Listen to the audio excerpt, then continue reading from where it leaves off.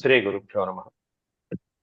వ్యాస విరచిత శ్రీమద్ భాగవతంలో దశమ స్కందంలో నేడు మనం అష్టమ అధ్యాయాన్ని ప్రవచించుకుంటున్నాం. ఇందులో బాలకృష్ణుని యొక్క లీలలు, బాల్య క్రీడలని వర్ణిస్తూ బలరాముడు అమ్మా తమ్ముడు మన్ను తింటున్నాడమ్మా అని చెప్పేటువంటి శ్లోకాల వరకు కూడా మనం సమయానుకూలంగా చెప్పుకుందాం. ముందుగా దైవస్మరణ చేసుకుని నేటి ప్రవచనాన్ని ప్రారంభించుకుందాం. ఓం శుక్లాంబరధరం విష్ణుం శశివర్ణం చతుర్భుజం ప్రసన్నవదనం ధ్యాయేత్ సర్వవిఘ్నోపశాంతయే. వ్యాసం వసిష్ఠనప్తారం శక్తేః పౌత్రమకల్మషం పరాశరాత్మజం వందే సుఖతాతం తపోనిధిం. వ్యాసాయ విష్ణురూపాయ వ్యాసరూపాయ విష్ణవే నమో వై బ్రహ్మనిధయే వాసిష్ఠాయ నమో నమః. నారాయణం నమస్కృత్య నరం చైవ నరోత్తమం దేవీం సరస్వతీం వ్యాసం తతో జయముదీరయేత్.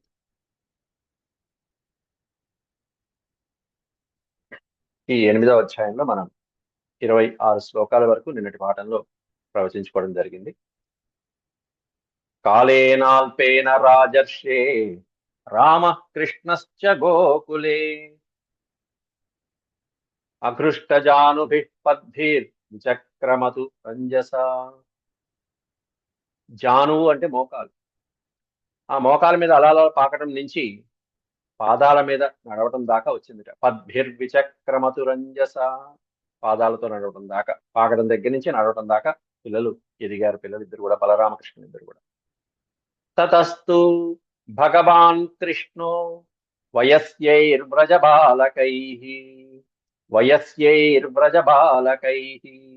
సహ రామో వ్రజస్త్రీణాం చిక్రీడే జనయన్ముదం. ఆ తర్వాత కృష్ణ భగవానుడు, తతస్తు భగవాన్ కృష్ణ, ఆ తర్వాత కృష్ణ భగవానుడు వయస్యైర్వ్రజబాలకై, వ్రజబాలకై, ఆ గొల్లపల్లెలో ఉన్నటువంటి, ఆ గోకులంలో ఉన్నటువంటి తన యొక్క వయసు పిల్లలు ఎవరైతే ఉంటారో, వయస్యై తన వయసు పిల్లలు, వాళ్ళతో పాటుగా, అలాగే సహరాము రాముడితో పాటుగా, సోదరుడైన అన్నయ్య అయినటువంటి బలరాముడితో పాటుగా, చిక్రీడే చిక్రీడే చక్కగా ఆడుకోవడం మొదలుపెట్టాడు. ఈ సందడి చూసి, ఈ పిల్లల సందడి చూసి, ఈ మురిపాల శ్రీకృష్ణుడి యొక్క ఆటలు చూసి వ్రజస్త్రీణాం జనయన్ ముదం, వ్రజస్త్రీణాం వ్రజంలో ఉన్నటువంటి స్త్రీలందరూ కూడా ముదం జనయన్, చక్కగా వాళ్ళు ముచ్చటపడే విధంగా ఆ పిల్లలు ఆడుకోవటము, ఈ బాలకృష్ణ యొక్క ఆటలు సాగుతూ ఉన్నాయి. ఈ ఆటలు చూసి వాళ్ళు సంతోషపడుతున్నారు. కానీ ఈ ఆటలు మెల్లగా పెరిగి పెరిగి పెద్దవై చివరికి వాళ్ళకి తలనొప్పి తెచ్చేదాకా శ్రీకృష్ణుడు పాపం లోపల ఆనందమే, కానీ పైకి మాత్రం భరించలేనటువంటి అల్లరి, అది పెరగసాగింది మెల్లమెల్లగా.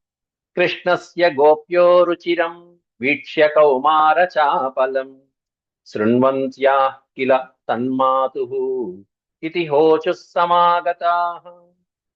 ఇక్కడ రీ దగ్గర విసర్గలు పెట్టుకుంటే ఇతి అనేది అటు పక్కకు వస్తుంది, ఇటు పక్కన ఏమన్నా తన్మాతుః, ఇతి కలిపేస్తే తన్మాతురితి పెడుతుంది. కృష్ణస్య గోప్యో రుచిరం వీక్ష్య కౌమార చాపలం శృణ్వంత్యాః కిల తన్మాతుః ఇతి హోచుః సమాగతాః శృణ్వంత్యాః కిల తన్మాతురితి హోచుః సమాగతాః. కృష్ణస్య గోప్యో రుచిరం వీక్ష్య కౌమార చాపలం, కృష్ణస్య కౌమార చాపలం వీక్ష్య, ఆ శ్రీకృష్ణుడి యొక్క కౌమార చాపలం, అల్లరి చేస్తాడు, బాల్య చేస్తాడు, వాటిని చూసి గోప్య, గోపీజనులు బహువచనం, గోపీ గోప్య బహువచనం, ఈ గోపీజనులందరూ కూడా ఇక వీళ్ళ ఆటలు భరించలేక, అల్లరి భరించలేక ఎన్నో లీలలు అవన్నీ భరిస్తూ భరిస్తూ భరిస్తూ 10 రోజులకో వారం రోజులకో తల్లి యశోద దగ్గరికి వచ్చి అవన్నీ కుమ్మరించేవాడు. అమ్మా మీ అబ్బాయి ఇలా చేస్తున్నాడు, అలా చేస్తున్నాడు, అలా చేస్తున్నాడు.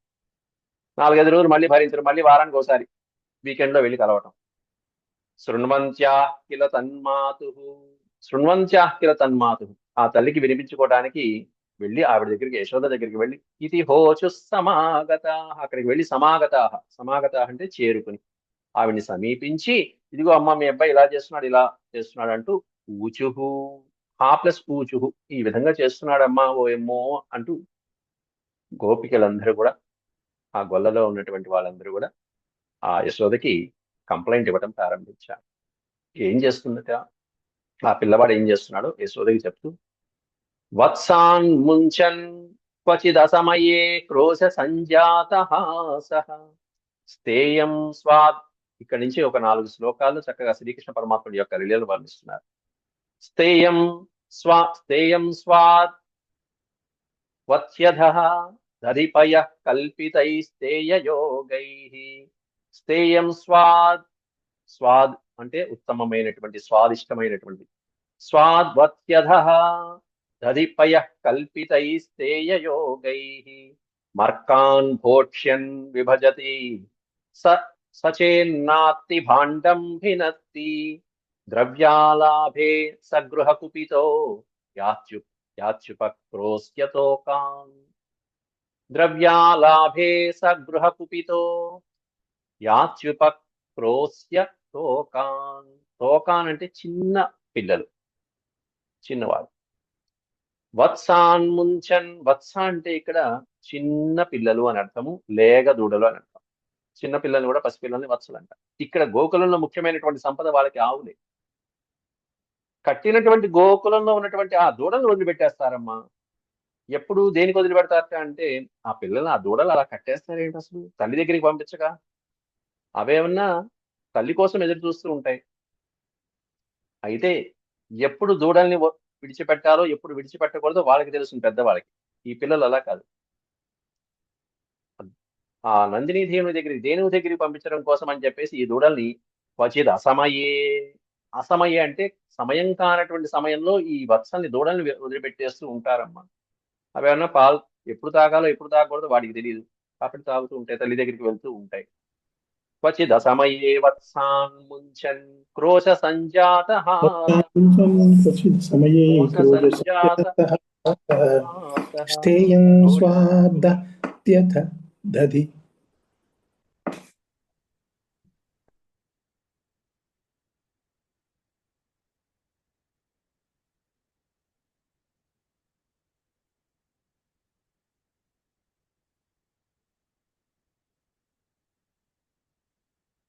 స్థేయం స్వాధ్యధి అధధిపయః, దధిపయః పెరుగు పాలు, దధిపయః కల్పితైస్తేయయోగైః. స్థేయం అనే పదానికి అర్థం దొంగతనంగా. ఎక్కడ ఎవరికి కనిపించకుండా దొంగతనంగా మారుగా వచ్చేస్తాడు. అక్కడ మేమెక్కడో దాచుకున్నటువంటి పాలు, పెరుగు మొదలైనటువంటివి ఏవైతే ఉంటాయో, పాలు, పెరుగు, మీగడ, వెన్న, నెయ్యి మొదలైనటువంటి మధురమైనటువంటి పదార్థాలన్నిటినీ కూడా కల్పితై స్థేయయోగై, స్థేయం స్థేయయోగై, తనకున్నటువంటి చతురతతో అనేకమైనటువంటి కనుగప్పి మెల్లగా తీసుకువెళ్ళేటువంటి చాతుర్యాలు ఏవైతే ఉంటాయో, ఎన్ని విధాలుగా తీసుకువెళ్ళవచ్చో అన్ని రకాలుగా తీసుకువెళ్తున్నాడు. అట్లాంటి ఎన్నో మాయలు మరాఠీ, ఎన్ని రకాలుగా తీసుకువెళ్ళొచ్చో అన్ని రకాలుగా మా కళ్ళు తప్పి ఇగో ఇవన్నీ కూడా తీసుకువెళ్తున్నాడమ్మా. తీసుకువెళ్ళి ఏం చేస్తున్నాడు? మర్కాన్ భోక్ష్యన్ విభజతి, పిల్లలు తింటము, అలాగే అక్కడ బయట ఉన్నటువంటి కోతులకి భక్ష్యాన్ విభజతి, అవి భక్షించడం కోసం హాయిగా విభజించేస్తున్నాడు. హాయిగా తినండి, అదిగో తినండి అని చెప్పి చక్కగా కోతులకి పెడుతున్నాడు. ఆ కోతులు తినకపోతే సచేన్ నాత్తి, అత్తి అంటే తినటం, సచేత్ నా అత్తి, చేన్నాత్తి అనే దాంట్లో చేత్ ప్లస్ నా ప్లస్ అత్తి 3 పదాలు ఉన్నాయి. అవి తినకపోయినట్లయితే చేత్ నాత్తి భాండం భినత్తి, ఒక్కసారిగా విసుగు పుట్టి, ఏంటి తినరా, నేను పెడితే తింటలేదా, ఇంకా తింటలేదా, ఇంకా తినండి తినండి తినండి, తినట్లేదా, భాండం భినత్తి, ఇంకెందుకు ఈ కొండ అని చెప్పి భాండం భినత్తి, ఒక్కసారి కుండాలు బద్దలు కొట్టేస్తున్నాడు అక్కడ. ద్రవ్యాలాభే సగృహ కుపితో యాచ్యుపక్రోస్యతోకాన్. ద్రవ్యాలాభే సగృహ కుపిత. ఓ పక్కన వీళ్ళేమన్నా ఇంట్లో ఆడవాళ్ళు వాళ్ళ పనుల్లో వాళ్ళు చాలా ఎన్నో శ్రమ ఓడ్చుకుని ఆ వాళ్ళ పనుల్లో వాళ్ళు నిమగ్నమై ఉంటే, ఓ పక్కన ద్రవ్యాలాభే సగృహ కుపితో, ఇంట్లో ఏమీ లేకపోతే, ఈ ద్రవ్యాలాభే అనేది విడతీస్తే ద్రవ్య ప్లస్ అలాభే. ఆయన అనుకున్నటువంటి ద్రవ్యము ఇంట్లో కనిపించకపోతే ఏంటి పరిస్థితి? లాభే అంటే ఉండటం, అలాభే అంటే కనిపించకపోతే, ఆయన అనుకున్నటువంటి పదార్థాల ఇంట్లో ఆ రోజు ఏం లేకపోతే సహ గృహ కుపిత, ఇంట్లో వాళ్ళ మీద కోపించి అలకపూని అక్కడి నుంచి యాచ్యుపక్రోశ్య తోకాన్, వెళ్తూ వెళ్తూ అలరి పని చేసినాడు. ఏమిటంటే తోకాన్ ఉపక్రోష్యతి, ఇంట్లో పడుకున్నటువంటి పిల్లల్ని గిచ్చి ఏడిపించి వెళ్తూ ఉంటాడు.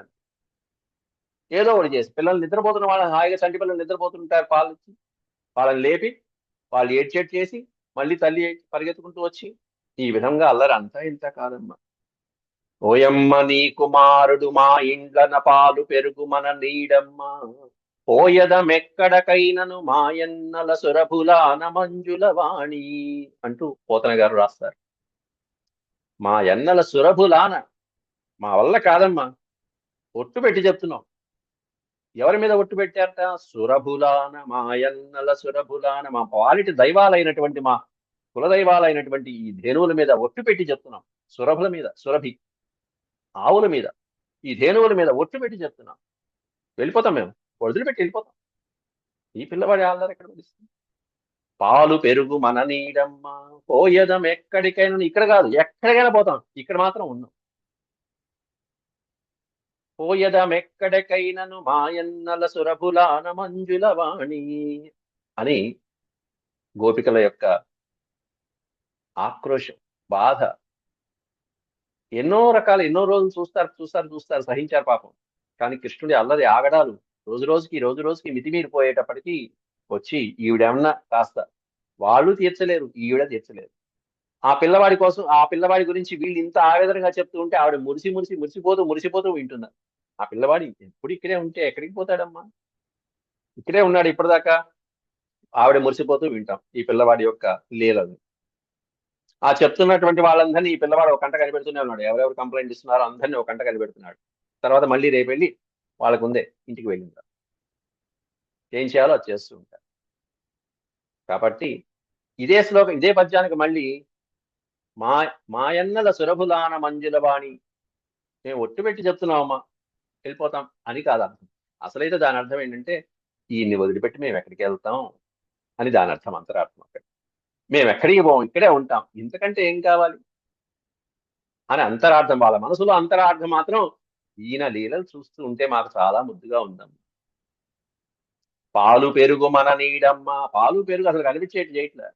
అసలు అది వరకు ఉంటేనేగా, బాలకృష్ణుడు వచ్చేకే వాళ్ళ ఇంట్లో పాలు పెరుగు, లక్ష్మీదేవి ఆయన వెనకాల పరిగెత్తుకుంటూ వచ్చేసింది వెనకాల నందగోకులానికి ఆయనతో పాటు. వచ్చిన తర్వాతే కదా వీళ్ళకి పాళ్ళు పెరుగు మొదలైనటువంటివన్నీ. మరి ఈయనవే కదా అవన్నీ, శ్రీకృష్ణ పరమాత్ముడివే కదా అవన్నీ. మరి ఆయనకి చెందాల్సినటువంటి ఆయనకే వెళ్ళాలి కదా. ఆయన తీసుకుంటే తప్పేమిటి? కాబట్టి అది ఆయనకి చెందేదమ్మా, ఆయనకి తప్ప ఇంకెవరికి వెళ్తుంది. కాబట్టి మేము ఎక్కడికి వెళ్ళాం, ఇక్కడే ఉంటామని చెప్పి వాళ్ళ అంతరార్థం. పైకి మాత్రం దేహపరంగా ఒక అర్థాలు వస్తాయి, ఆత్మపరంగా ఇంకో అర్థాలు వస్తూ ఉంటాయి కొన్ని శ్లోకాలలో. అత్యద్భుతమైనటువంటి శ్లోకాలు అవన్నీ కూడా. ప్రతి దేహానికి ఉంటుంది, ప్రతి దేహికి ఉంటుంది. దేహపరంగా ఒకటైతే ఆత్మపరంగా ఇంకోటి ఉంటుంది. మనందరిలోనూ ఉంటుంది. పైకో మాట మాట్లాడుతాం, లోపల మనసులో ఇంకో భావన ఉంటుంది. లోపల ఆత్మగాడు ఆ ఘోషిస్తూ ఉంటాడు, ఆత్మఘోష. కొన్ని సందర్భాల్లో మనకు అవి బయటకు వస్తూ ఉంటాయి. అట్లా ఇక్కడ కూడా కొన్ని శ్లోకాలలో రామాయణ భారత భాగవతాల్లో కూడా ఇట్లాంటి శ్లోకాలు చాలా ఉంటాయి. రామాయణంలో కూడా ఉంటాయి. రావణాసురుడు మాట్లాడే కొన్ని అత్యద్భుతమైన శ్లోకాల్లో కూడా దేహపరంగా ఒక అర్థం స్ఫురిస్తూ ఉంటే వాళ్ళ ఆత్మపరంగా ఇంకో అర్థం స్ఫురించేటువంటి శ్లోకాలు కొన్ని. అట్లా ఇక్కడ గోపికలు వాళ్ళ బాధని తెలుపుకోవడానికి వచ్చినా కూడా పిల్లవాడి అల్లరి, ఆ మురిపాలు ఆవిడతో పంచుకుంటూ ఆవిడికి చెప్పడానికి వచ్చారు. అక్కడ ఆవిడలో ఉన్న సంతోషాన్ని చూడటానికి వచ్చారు అక్కడ. అలాగే అంతేకాకుండా ఒక్కోసారి ఆ కుండలు అందం, ఈయనేమన్నా చిన్న పిల్లవాడు, అందనటువంటి ఆ కుండల్ని ఎలా పట్టుకుని తీసుకుంటున్నాడో చెప్తున్నారు, వర్ణిస్తున్నారు గోపికలు. హస్తాగ్రాహ్యే రచయతి విధిం పీఠకోలూఖలాద్యై, పీఠకః ఉలూఖలాది ఆజ్యై మొదలైన. హస్తాగ్రాహ్యే రచయతి విధిం పీఠకోలూఖలాద్యై ఛిద్రం హ్యంతర్నిహిత వయునః సిక్యభాండేషు తద్విత్ ధ్వాంతాగారే ధృతమణిగణం స్వాంగమర్థ ప్రదీపం కాలే గోప్యో యర్హి గృహకృత్యేషు సువ్యగ్రచిత్తాః. ఈ శ్లోకంలో వర్ణించబడుతుంది అందనటువంటి వాటిని ఎలా అందుకుంటున్నాడు, చీకటిలో ఉన్నా కూడా వస్తువుని ఎలా గ్రహిస్తున్నాడు అనేది వర్ణిస్తున్నారు ఈ శ్లోకంలో వ్యాసుల వారు. అంధకారంలో ఉన్నా కూడా వెలుతురుని ఎలా, ఆ వస్తువుని ఎలా పసిగట్టం. రెండోది ఏమిటంటే అందనటువంటి ఆ భగవంతుని అందుకునే తీరు ఏమిటి, ఒక్కొక్కనిచ్చిన ఒక్కొక్క స్టెప్ అందుకుంటూ ఏమిటి ఆ స్టెప్స్ ఇక్కడ. హస్తాగ్రాహ్యే రచయతి విధిం. హస్తాగ్రాహ్యే, ఈ హస్తాగ్రాహ్య అనే పదాన్ని ప్రతిస్తే గ్రాహ్యం అంటే గ్రహించేది, హస్తం అంటే చెయ్యి, కానీ మధ్యలో ఒక సంధి ఉంది. హస్త అగ్రాహ్యే, చేతికి అందనటువంటివి ఏవైతే ఉంటాయో వాటిని రచయతి విధిం, ఒక ప్రణాళికబద్ధంగా చక్కగా పీఠక ఉలూకలాద్యై, ఒక పీటలు వేసో ఓ బల్ల లాంటిది వేసో, ఉలూకలం రోలుని తిరగతిప్పి దాని మీద నుంచునో, లేకపోతే పిల్లల్ని ఎవరైనా మీరు నుంచుంటారు వరుసగా అని చెప్పి ఒకళ్ళ మీద ఒకళ్ళు స్టెప్ బై స్టెప్ సోపానాలు, ఈ విధంగా అనేకమైనటువంటి ఉపాయాదులతో పీఠక ఉలూక ఆది అన్నారు. ఆది అంటే మొదలైనటువంటి ఉపాయాలు ఏవైతే ఉంటాయో ఒకటి మీద ఒకటి వేసుకుని అంత ఈ విధమైన తెలివితేటలు మీ అబ్బాయికే నమ్మ ఉన్నది, ఇంకెవరికి లేదు. హస్తాగ్రాహ్యే రచయతి విధిం పీఠకోలూకలాద్యై ఛిద్రం హ్యంతర్నిహిత వయనః సిక్యభాండేషు తద్విత్. అలా ఒక సోపానం పైన ఒక సోపానం, ఒక సోపానం పైన ఒక సోపానం, అలా పైకి వెళ్ళి ఆ చక్కటి పాలకుండలను అందుకుంటున్నాడమ్మా. పైన ఉన్నటువంటి అందనటువంటి పాలకుండలను కూడా అందుకుంటున్నాడు సులభంగా.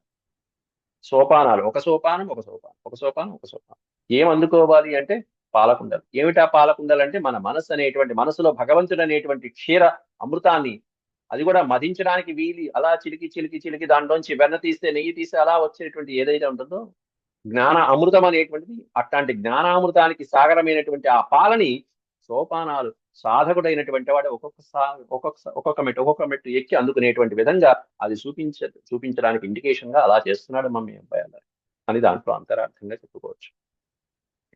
ఛిద్రం హ్యంతర్నిహిత వయున సిక్యభాండేషు తద్విత్. అంతర్నిహిత వయున, లోపల ఏముందో కనిపించలేదు ఒక్కోసారి, ఇంకోసారి ఏం చేస్తాడట, ఓ చిన్న రాయి మొక్క వేసి విసిరి దాన్ని ఛిద్రం చేసి పారేస్తాడు, ఆ కుండని ఛిద్రం చేసేస్తాడు. అంటే ఆ దేహంలోంచి ఆ జీవుణ్ణి ఆ పరమాత్మని ఐక్యం చేసేయడం, జీవాత్మ పరమాత్మని కలిపేయడం. ఏముంది చిక్క, ఈ శరీరం బాండం దేహం అనేటువంటి నశించిందంటే, ఆ కుండ పగిలిందంటే ఏముంది, ఇంకా జీవుడు పరమాత్మలో లయమైపోతుంది. ఛిద్రం హ్యంతర్నిహిత వయున సిక్య భాండేషు తద్విత్. ఆ భాండంలో ఏమీ లేదని తెలిసిన తర్వాత కుండలు పగలగొట్టేయడం అక్కడికక్కడే. ధ్వాంతాగారే ధృతమణిగణం. ధ్వాంతాగారే, లేదా ఈ పిల్లవాడికి కనిపించకూడదని చెప్పి ఎక్కడో రహస్యంగా లోపల ఎక్కడో దాచిపెట్టాం, ఆగారంలో, ధ్వాంతాగారం, అంధకారంలో దాచిపెట్టాం, పాత్రలన్నీ నిక్షిప్తం చేశాం ఎవ్వరికి కనిపించకుండా. కానీ పిల్లవాడు ఎలా వెతుకుతున్నాడో, పూర్వకాలంలో అన్ని దీపాలేగా, ఆ దీపాలు పెట్టేస్తాం, సాయంత్రం కూడా దీపం ఆర్పేస్తారు, పడుకుంటారు, అయినా సరే ఎట్లా వస్తాడో వచ్చేస్తాడమ్మా. అంత కనిపించినటువంటి గదిలో కూడా ఎట్లా వస్తాడంటే ధృతమణిగణం. ధృత అంటే ధరించినటువంటి తన యొక్క మణుల యొక్క గణం సమూహం, ఒంటి మీద వేసుకున్నటువంటి ఆభరణాలు, వాటిలో ఉండేటువంటి జిలుగు జిలుగు మెరిసిపోయేటువంటి మణులు ఏవైతే ఉంటాయో ఆ మణుల కాంతులతో అలా వస్తూ ఉంటే, స్వాంగమర్ధ ప్రదీపం, తన యొక్క అంగాల, అంగము అంటే శరీరం, తన యొక్క శరీర భాగాల మీద ధరించినటువంటి అత్యద్భుతమైనటువంటి మణుల యొక్క కాంతులు, ఆ హారాలకు ఉన్నటువంటి మణుల యొక్క దేదీప్యమాన ప్రకాశంతో ఆ గదిలో ఏముందో సులభంగా పసిగట్టేస్తున్నాడు పిల్లవాడు, తీసుకోవాల్సింది తీసుకుంటున్నాడు. ధృతమణిగణం ధ్వాంతాగారే, ఆ అంధకారంలో కూడా మనకు కనిపించాల్సింది ఏమిటంటే పరమాత్ముడి యొక్క దివ్యమైనటువంటి ఆ తేజస్సు. నిజంగా ఒక చీకటి గదిలో ఒక రేడియం బల్బో, రేడియం లైటో, రేడియం విగ్రహమో పెట్టామంటే ఆ రేడియంకి ఎట్లా అయితే కాంతి ఎలాగైతే కనిపిస్తుందో, ఇక్కడ వాటిని వేల రెట్ల కాంతి కలిగినటువంటి అత్యద్భుతమైనటువంటి పగడాలు, పచ్చలు, ముత్యాలు ఇట్లాంటి వాటితో పొదిగిన రత్నాలతో పొడిగినటువంటి ఆభరణాలు ధరించిన శ్రీకృష్ణ పరమాత్ముడు లోపలికి వస్తుంటే అవి ఇంకా కృత్రిమం, అసలైనటువంటి తేజస్సు ఆయింది, వాటిని మించినటువంటి దివ్యమైన తేజస్సు ఆ భగవంతుడు. ఆయన లోపలికి వస్తుంటే ఆయనకి వేరే లైట్ కావాలా, వేరే దీపాలు కావాలా చీకట్లో? అట్లాంటిది కాకపోతే వీళ్ళు మానవులు కాబట్టి లోపలికి వచ్చేసి చీకట్లో ఉన్నా కూడా కనిపించేసి తీసుకుంటున్నాడమ్మా అంటే ఆయనకి ఏం దీపం కావాలి? కానీ వాళ్ళ వర్ణన సహజంగా అక్కడ వ్యాసుడు వారు మనకి చిత్రీకరించారు. ఆయనకు ఓ దీపం కావాలా తీసుకోవడానికి పాత్ర. ధ్వాంతాగారే ధృతమణిగణం స్వాంగమర్థ ప్రదీపం కాలే గోప్యో యర్హి గృహకృత్యేషు సువ్యగ్రచిత్తా. మేము గృహకృత్యేషు గోప్య యర్హి గృహకృత్యేషు, మేము ఎంత మా గృహకృత్యాలలో మా ఇంటి పనుల్లో ఎంత విపరీతమైనటువంటి బిజీగా ఉన్నా, ఎంత షెడ్యూల్గా ఉన్నారు. వచ్చే బంధువులు ఉంటారు, భర్త ఇంటికి రావచ్చు, అత్తగారు మామగారిని పోషించుకోవచ్చు, బిడ్డల్ని సాకుతూ ఉండొచ్చు.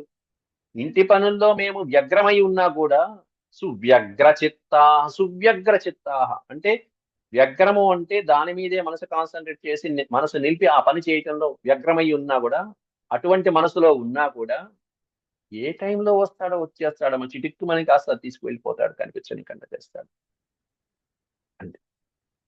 ఏవం ధార్ష్ట్యాన్యుశతి గురుతే మేహనాదీని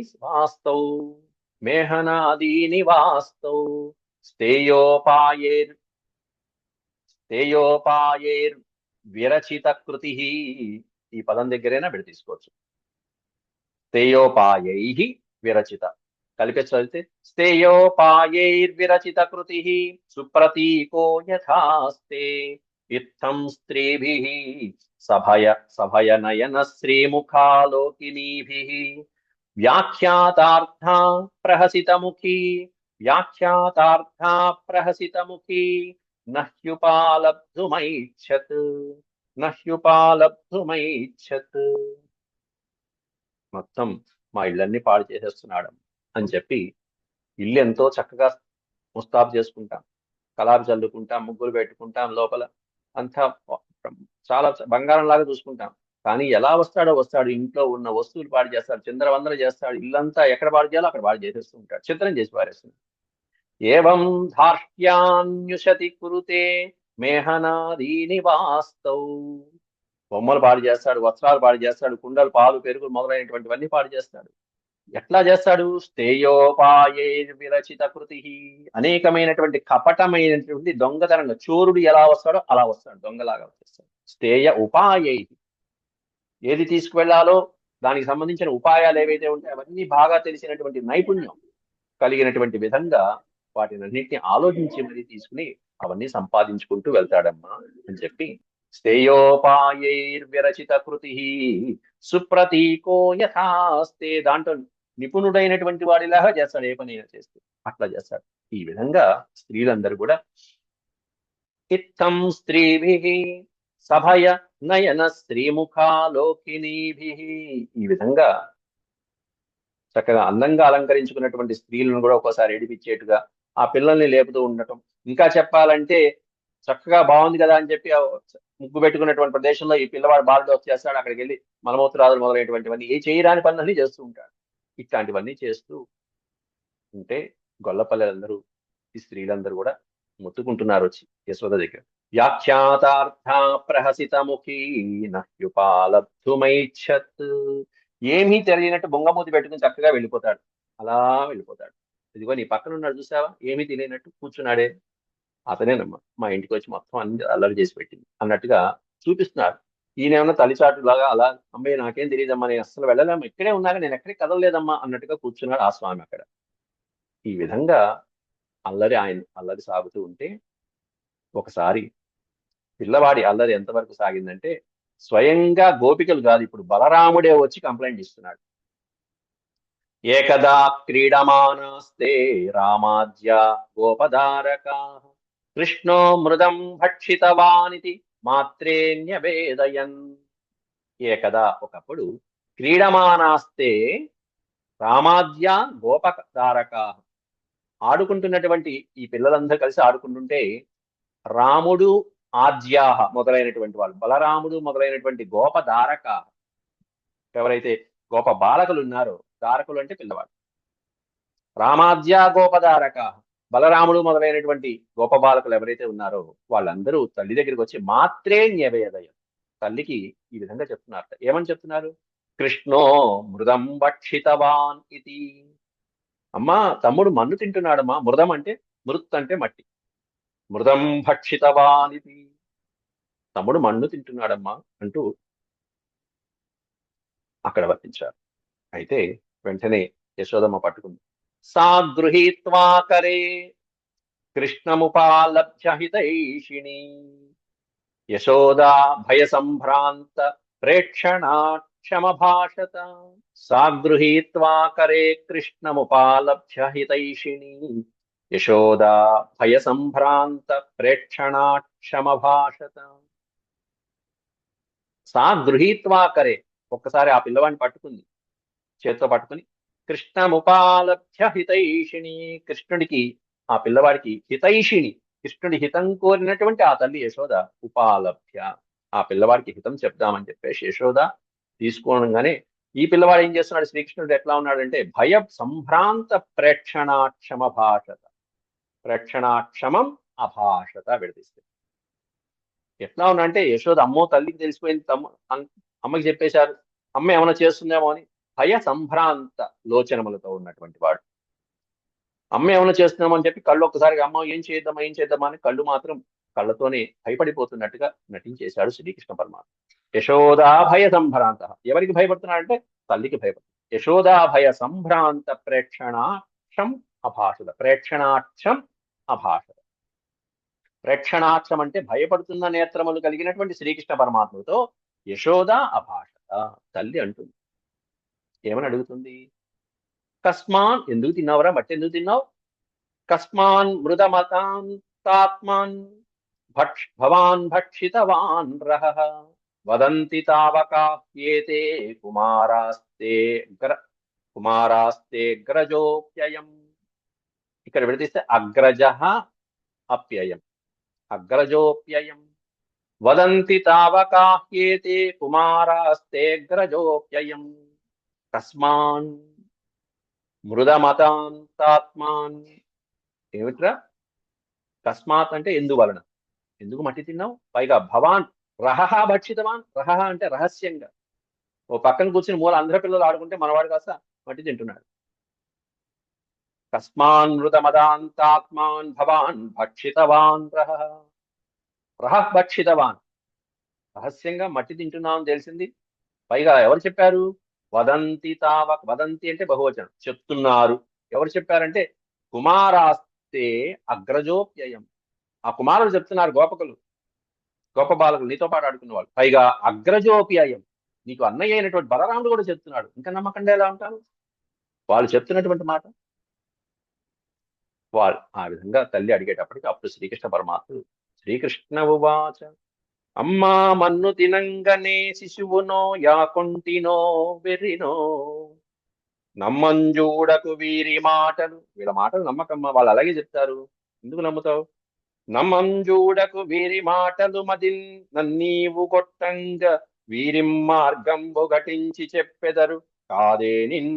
ఒకవేళ అట్లా నువ్వు నమ్మకపోతే కాదేదిన్ మదీయాస్య గంధం ఆఘ్రాణము చేసి నా వచనముల్ తప్పెనే దండింపవే. ఇదిగో చూడు, కావాలంటే నా హాస్యం చూడు, హాస్యం అంటే నోరు, నా నోరు చూడు, వాసన చూడు, మట్టి వాసన వస్తుందని చూడు, చూడు కావాలంటే, మదీయాస్య గంధం ఆఘ్రాణము, ఆ గంధము యొక్క ఆఘ్రాణం చేయి కావాలంటే, నా నోరు వాసన చూడు. మట్టి ఎప్పుడు వాసన వస్తుంది, మట్టి యొక్క గుణం, పృథ్వీ లక్షణం ఏమిటంటే పృథివీ తత్ర గంధవతి పృథివీ అని తర్కశాస్త్రం చెప్తూ ఉంటుంది, తత్ర గంధవతి పృథివీ సా ద్వివిధా నిత్యా నిత్యాశ్చ అని తర్కశాస్త్రం ఉంటుంది. కాబట్టి గంధము వాసన కలిగినటువంటి, వాసన స్వభావం, వాసన లక్షణం కలిగింది ఏమిటి అంటే పృథివీ. అది ఆకాశానికి ఉండే స్వభావం ఏమైనా శబ్దం, శబ్దగుణకం ఆకాశం సా ద్వివిధా నిత్యా నిత్యాశ్చ, మళ్ళీ శబ్దగుణకం. అట్లా ప్రతి పంచభూతాలకి ఉండేటువంటి లక్షణాలు ఒకటి ఉంటాయి. అట్లా గంధవతి పృథివీ. అందువల్ల ఇక్కడ స్వామి ఏం చెప్తున్నా అంటే ఆఘ్రాణించమ్మా, కావాలంటే వాసన. నాహం భక్షితవానంబ సర్వే మిథ్యాభిశంసిన. అమ్మా అందరూ మిథ్య అభిశంసిన, అభిశంసిన అంటే వాళ్ళు చెప్తున్న మాటలన్నీ మిథ్యమ్మా, అసత్యాలమ్మా, అబద్ధాలు. నాహం భక్షితవానంబ, అంబా అహం న భక్షితవాన్, నేను తినలేదమ్మా, మను తిందా. యది సత్యగిరః తర్హి సమక్షం పశ్య మే ముఖం. మే ముఖం పశ్య, కావాలంటే నా ముఖం చూడు. ముఖము అంటే సంస్కృతంలో మొత్తం ఫేస్ అని కాదర్థం. ముఖము అంటే నోరు సంస్కృతం. మే ముఖం పశ్య, హాస్యం పశ్య, నా నోరు చూడు కావాలంటే. యది సత్యగిరః, గిరః అంటే వాక్కులు, వాళ్ళు చెప్పేవి మాటలు కరెక్టా లేకపోతే నేను చెప్పేవి మాటలు సత్యమా. ఏది సత్యగిరః తర్హి సమక్షం, సమక్షం అంటే నీ ముందే చూపిస్తా, నోరు చూపిస్తా అంటే నోట్లో చూడు. యది సత్యగిరస్తర్హి సమక్షం పశ్య మే ముఖం, నాకు నోరు చూడు కావాలంటే, ఉందేమో చూడు. యజ్జేవం తర్హి అని చెప్పి ఇక భగవంతుడు చూపిస్తున్నాడు ఇక్కడ. యజ్జేవం తర్హి వ్యాదేహి ఇత్యుక్త స భగవాన్ హరిః వ్యాదత్తా వ్యాహతైశ్వర్యః క్రీడామనుజ బాలకః. క్రీడామనుజ బాలకః, మానవావతారంలో వచ్చినటువంటి ఆ శ్రీకృష్ణ పరమాత్ముడు క్రీడా అంటే, క్రీడ అంటే లీల, లీలా మానవ స్వరూపం ఏదైతే ఉంటుందో అటువంటి స్వరూపాన్ని ఇక్కడ ప్రదర్శిస్తున్నాడు స్వామివారి బాల్య లీలల్లో. లీలా మానుష విగ్రహం ఏదైతే ఉంటుందో ఆ లీలా మానుష విగ్రహ స్వరూపం యొక్క అత్యద్భుతమైనటువంటి లీలను ఇప్పుడు తల్లికి చూపిస్తున్నాడు. యజ్జేవం తర్హి, యజ్జేవం అట్లయితే, నువ్వు నమ్మకపోతే కావాలంటే చూడు. తర్హి వ్యాదేహి ఇత్యుక్త, వ్యాదేహి ఇదిగో నేను నోరు తెరుస్తున్నా చూడు. ఇత్యుక్త స భగవాన్ హరి అని ఆ శ్రీహరి భగవత్ స్వరూపుడైన ఆ పరమాత్ముడు బాలకృష్ణుడు వ్యాదత్తావ్యాహతైశ్వర్య, వ్యాదత్తాత్ వ్యాహత అంటే సకల ఐశ్వర్యాలు కలిగినటువంటి వాడు, సంపదలన్నీ కలిగిన వాడు, లక్ష్మికి నిలయుడైనటువంటి ఆ శ్రీనివాసుడు ఒక్కసారిగా వ్యాదత్తాత్ లీలామానుష విగ్రహుడైనటువంటి ఆయన నోరు తెరిచి చూపిస్తున్నాడు. ఒక్కసారి నోరు తెరిచేటప్పటికీ ఆవిడ చూడవలసినటువంటి సన్నివేశం, అత్యద్భుతమైన సన్నివేశం చూస్తుంది. ఇక్కడి నుంచి ఒక 3-4 శ్లోకాలు ఉన్నాయి, సమయం సరిపోదు, ఇంకా 4 నిమిషాలే ఉంది కాబట్టి రేపటి నుంచి ఆ తల్లి ఈ పిల్లవాడి యొక్క వదనంలో, బాలకృష్ణ యొక్క వదనంలో ఏం చూసింది అనేటువంటివన్నీ ఒక 4 శ్లోకాలు కంటిన్యూషన్ ఉన్నాయి. అవి అక్కడి నుంచి రేపు చెప్పుకుందాం వీటి కనెక్షన్. ఓం శాంతి శాంతి శాంతి. యదక్షరపద భ్రష్టం మాత్రాహీనం చ యద్భవేత్ తత్సర్వం క్షమ్యతాం దేవనారాయణ నమోస్తుతే. సర్వం శ్రీకృష్ణార్పణమస్తు. ఓం నమో భగవతే వాసుదేవాయ. హరి ఓం. నోట్లో విశ్వాన్ని చూపించడం అంటే ఇంకా చెప్పాలంటే, మనం బయట సృష్టిలో ఉన్నామని మనం అనుకుంటున్నాం.